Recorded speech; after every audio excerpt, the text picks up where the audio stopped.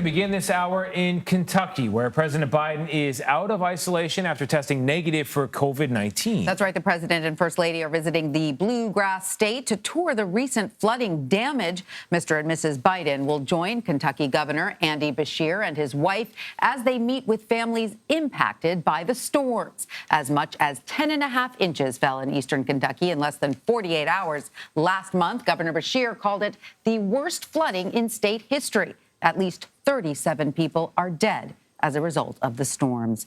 So let's bring in CBS News senior White House and political correspondent Ed O'Keefe now for more on this. Hi, Ed. So what can we expect from the president and first lady's visit there to Kentucky? This is going to be a pretty standard visit by a president to a place that's been ravaged by natural disaster. The president is set to get a briefing from local and federal officials who've been responding to the flooding and then tour the damage himself. This is the second time he's visited the bluegrass state to tour natural disaster damage. It was a series of tornadoes last time, now flooding. In this case, Governor Beshear made clear a deadly incident, one that once again speaks to the ravages of Mother Nature at a time when the climate and weather is changing so much. The president, now out of isolation from COVID, eager to get back out on the road.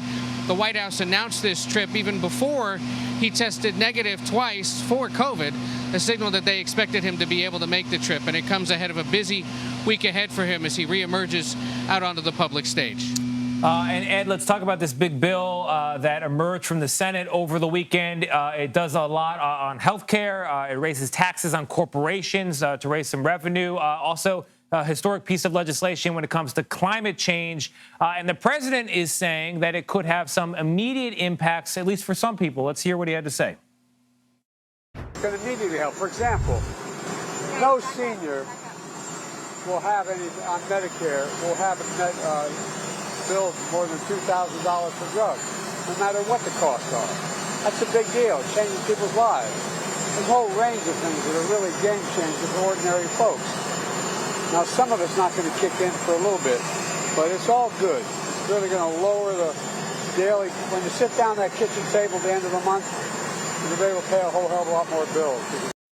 So the president making the point there about what's in the bill and how it will affect, in particular, the health care costs of seniors. And when it comes to politics, how's the White House hoping to further take advantage of this bill's passage, and could it shift momentum going into the midterms?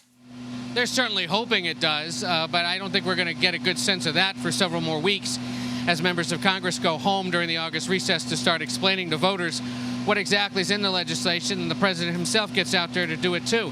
He claims that there's going to be an immediate effect of this on various parts of American society. We'll see about that because there are concerns that it doesn't necessarily address the immediate economic and inflation concerns voters overwhelmingly tell us they have. It's called the Inflation Reduction Act, and it is meant to save money and hopefully drive down prices, but unclear it'll do that by November in a way that voters see real change. I think the hope here for Democrats and the White House is to say, look, he ran on the promise of doing big things like passing massive climate change legislation, making health care more affordable, expanding NATO if necessary to help deal with the war in Ukraine as it has done, pass gun control legislation and changes to mental health, help America's veterans.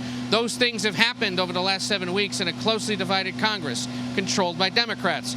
So return Democrats to power and more big things will happen. We'll see if it sells with voters, but for now at least, Democrats feeling pretty good. Remember, final passage of that inflation bill comes on Friday in the House. We have a week to go till then. All right, Ed O'Keefe at the White House. Thank you so much.